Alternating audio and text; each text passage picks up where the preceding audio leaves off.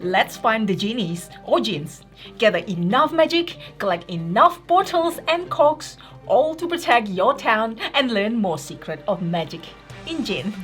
And today we'll be teaching you how to play Djinn, game designed by Benjamin Schwer and published by Hall Games. And hello everyone, it's Stella. And Tavern here from Meeple University. Alright, let's go to the classroom. In Djinn, players are apprentices of the Magic Guild, working against each other to build up their powers and to protect the village from the mystical Djinns. Players will move around the board to take actions to collect magic, bottles and corks to capture those pesky Djinns. Djinns will be the source of the majority of your points, and whoever gains the most points by the time the last of the silver boss Djinns is cleared from the village will be the winner. To set up, assemble the board, inserting the market tile according to your player count. Take the action markers, there will be a square and a circle copy of each of 6 actions, and insert them randomly around the town. For an easier game, you should avoid having any square adjacent to its matching circle along a single path, but setting it up in this way is allowed. Next to each of the circular action spaces, place one of the largest sized silver boss Djinn pieces. Remaining boss Djinns are placed on the table beside the board. Place all of the smaller coloured Djinns, and these come in 4 colours, orange, white, brown and blue, into the cloth bag. And then randomly place 2 of these next to each boss Djinn in a 2-player game, or 3 in a 3-player game. Be sure to place them so that it's clear which circular action space they belong to. Keep the cloth bag of remaining Djinns nearby, you'll need this later on.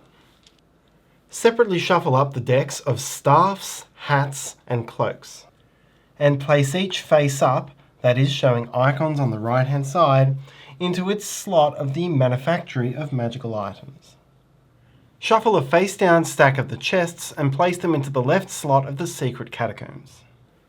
Separate the mage cards based on whether or not there's a key above the door in the picture.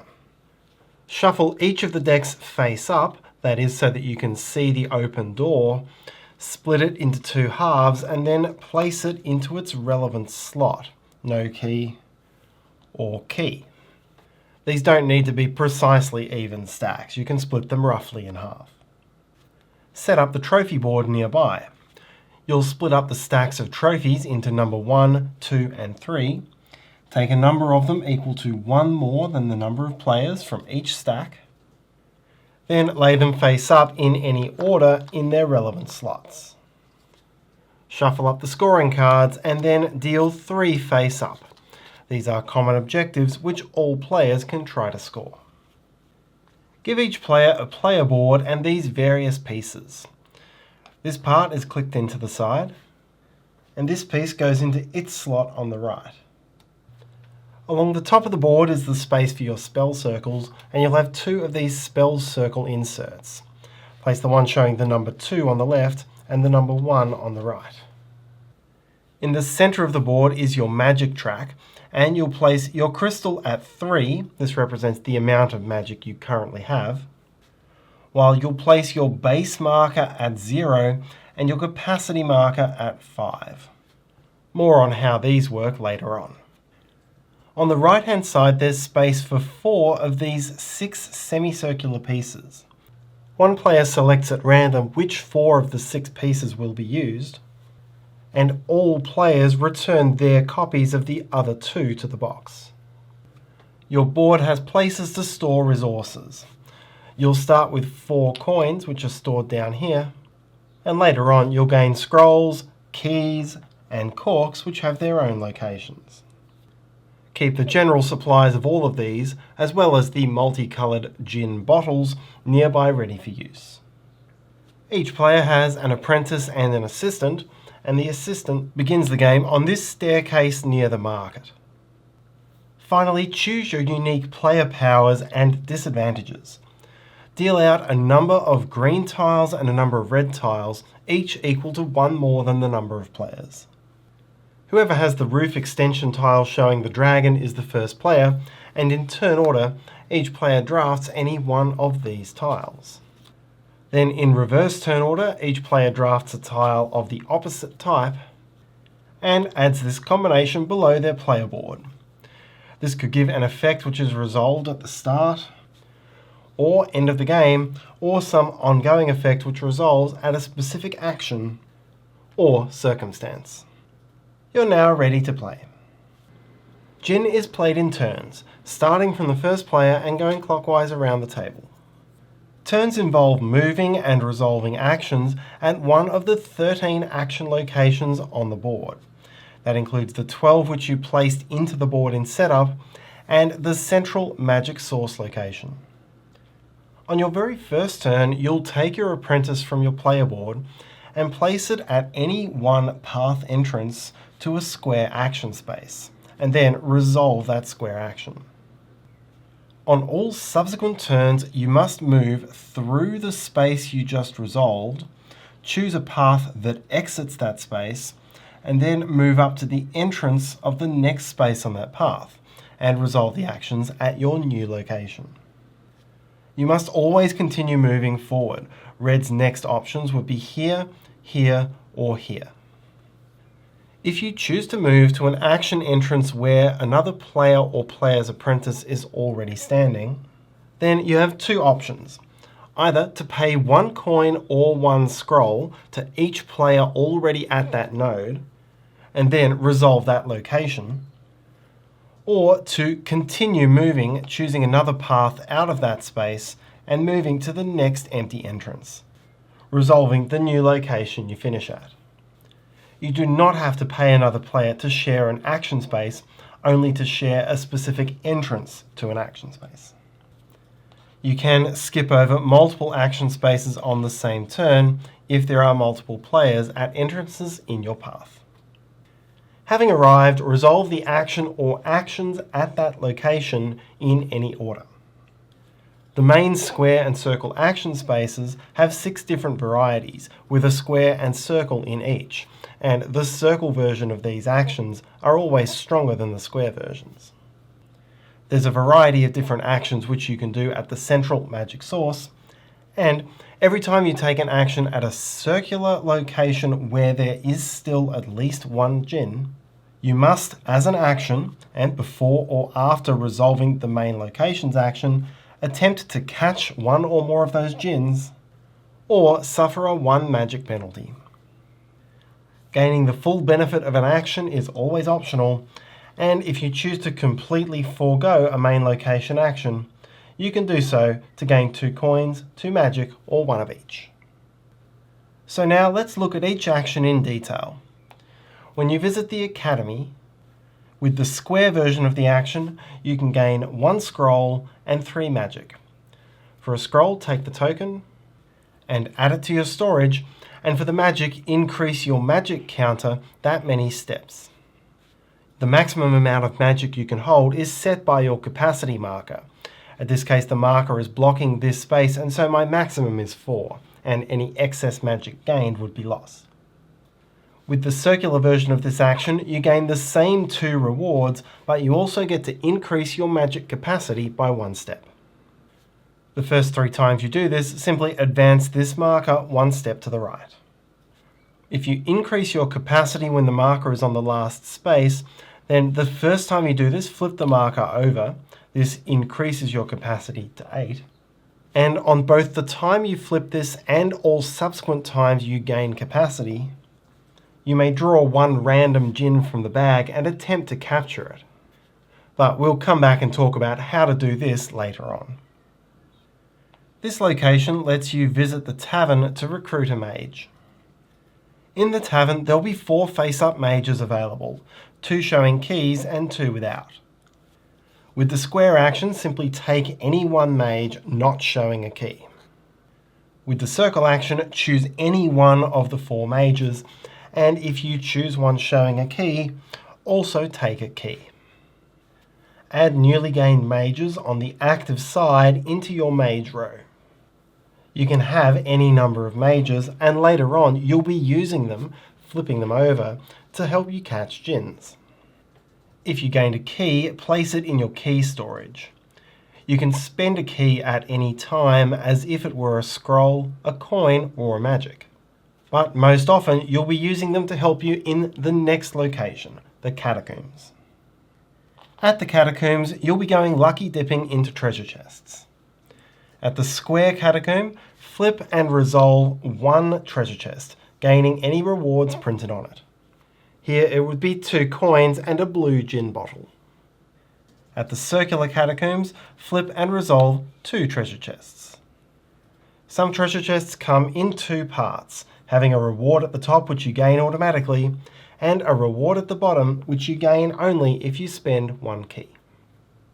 If the draw deck of treasure chests ever runs out, then shuffle the discard pile back into a new draw deck. The book action space represents the archives, which are shown in the top right of the board. At the start of the game, these 5 sub-actions are available at the archives, and when you use the square action space, you may take one of them, and with the circular action space, you may take 2 different ones.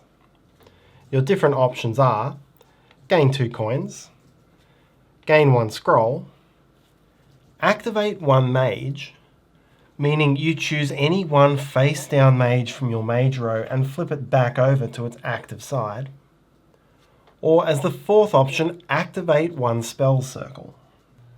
You'll do this only twice per game, and it means to take the leftmost inactive spell circle, remove it from your board, gain the benefit printed on it, and then flip it over to become an active spell circle. Finally, as the 5th option, you can discover a secret passage. Choose any one of your secret passage markers, and then place it on the board beside any one square action space which does not already contain one of your secret passages, and where neither the main action space nor any previously placed secret passage matches the action on the passage you're placing. In this case, these 3 locations are the only valid options. Once you have a secret passage on the board, when you visit that action space, you'll be able to take the square versions of both the main action and your secret passage action in any order.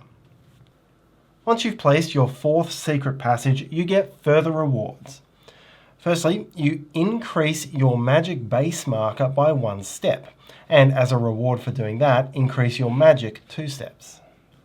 From this point forward, if you ever start your turn with your magic marker below the base, advance it to the base. Secondly, remove this insert from the board, flip it over and place it into the archives. From now on, whenever you take the archives action, instead of using the weaker yellow half of the actions, you can use the stronger red half of the actions. At the Manufactory of magical items, you may purchase equipment cards and corks. At the square action, spend 2 coins to gain 1 cork and 1 staff, hat or cloak, chosen from the top of its deck. At the circle space, you'll spend 3 coins to gain 2 corks and 1 equipment card. Place your newly gained equipment card in its appropriate place in this column here. If the card has a 1x effect, then you may flip it over at any time to resolve its effect. Here it was gaining a white bottle. If a card has an ongoing effect, then it remains in effect as long as the card is face up.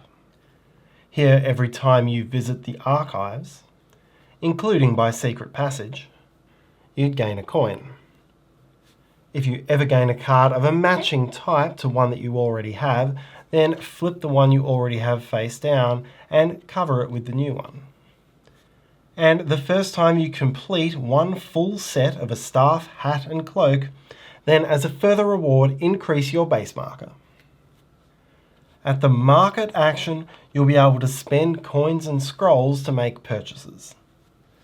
With the square action, you can make 1 purchase, and with the circle, you can make 2. To make a purchase, move your assistant to the tent of the purchase you wish to make. You must move. You cannot make the same purchase consecutively.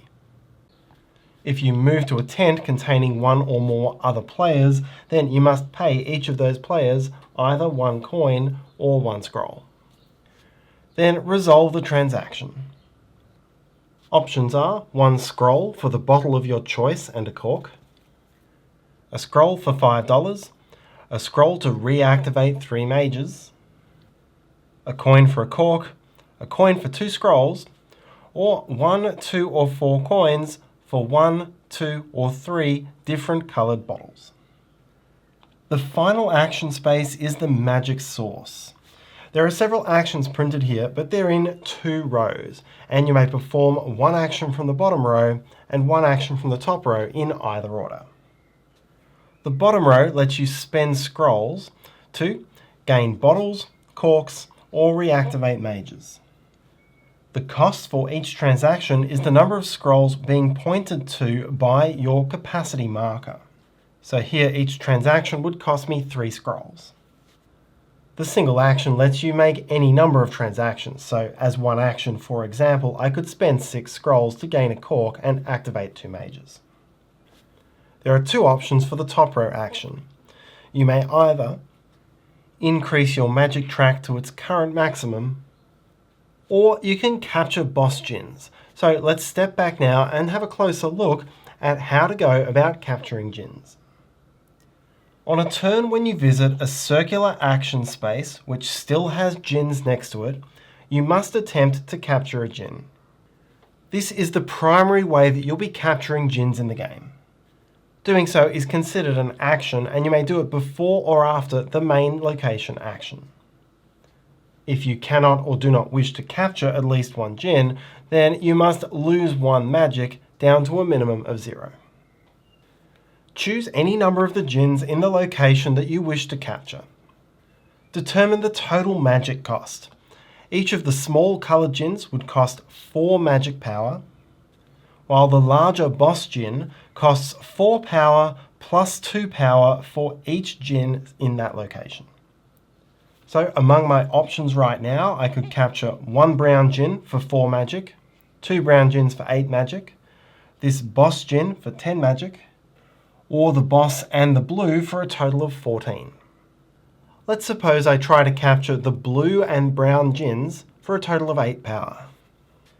As it's laid out here, 3 of this could come from spending my own magic. For the rest, I'll need to pay and flip face down active mages from my supply. This mage is free. I can simply flip the card over to gain the 1 magic bonus, taking me up to 4. To flip this mage, I would have to pay a cost of 1 coin. It provides 1 power plus an extra power for each brown Djinn I'm trying to capture. So in this case, I gain 2 power and I'm up to 6. To reach 8, I can pay another coin and use this mage, 1 power plus another for each blue Djinn being captured. None of these colour bonuses count if you're trying to capture a boss.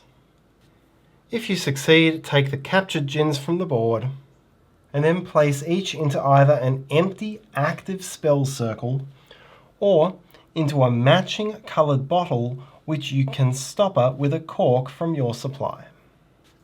Boss Djinns may be captured in corked bottles of any colour. If you do not have one of these 2 valid places to capture the Djinn, then you're not allowed to capture it. And for any Djinns in your spell circles, you can freely move them to a corked bottle as soon as you gain the necessary bottle and cork as a free action later in the game. If you capture a boss Djinn from a round action space, then you may capture any 1 coloured Djinn from that space for free as a bonus, as long as you have a valid place to put it. Alternatively, if all the coloured Djinns are captured from a round action space, leaving the boss alone, then the boss flees. Either way, you'll now draw from the bag and place 2 coloured Djinn in a 2 or 3 player game, or 3 Djinn in a 4 player game to refill the space. Later in the game, if this space is rendered empty, no further Djinns are added. There are 2 ways other than the round action spaces that you can capture Djinns. As your top row action at the magic source, you may capture any number of the boss Djinns which are set off to the side of the main board at a cost of 6 magic each. You don't get to gain a bonus coloured Djinn for these captures, nor does this cause new Djinns to be added to the board from the bag. The second is that if you increase your capacity when the marker is already in this step, you trigger this effect, which lets you draw one random Djinn from the bag and capture it for no cost as long as you have a legal place to put it. As soon as you have 3 matching coloured filled bottles, you can cash those in for a trophy. Your first trophy in the game comes from column 1, your second from column 2, and your third from column 3. Take your trophy, gain its immediate rewards, and then flip it score side up into your roof. Do note that unless you get a 36-point trophy, gaining the trophy doesn't actually increase your score. The captured Djinns were already worth 10 points each. This simply tells you that you've discarded 30 points worth of Djinns and gained 30 points worth of trophy. The real benefit of these trophies is claiming the best of the immediate rewards. The game end is triggered when there are no longer any boss Djinns on the board. Finish the current round so all players have had the same number of turns, and then play one more complete round. Then, as a special final turn, all players go to the magic source and may take a single turn at the magic source. This is one last opportunity to turn any of your scrolls or magic into boss Djinn captures. You cannot claim trophies during this final magic source turn. Now count up your final score. Score the points printed on each of your trophies, score 10 points for each bottled Djinn, score 3 points for each Djinn on a spell circle, and score 1 point for each leftover bottle and cork. Then all players evaluate how they went on the 3 common scoring cards which were placed out at the start of the game, and score points for those. The player with the highest score wins. If tied, whoever has the most combined keys, scrolls and coins breaks the tie, and if still tied, victory is shared. And that's how to play Djinn. Thanks so much for watching. Your like and comments are much appreciated. Subscribe to see what's coming, and hopefully you have a wonderful day. See you next time.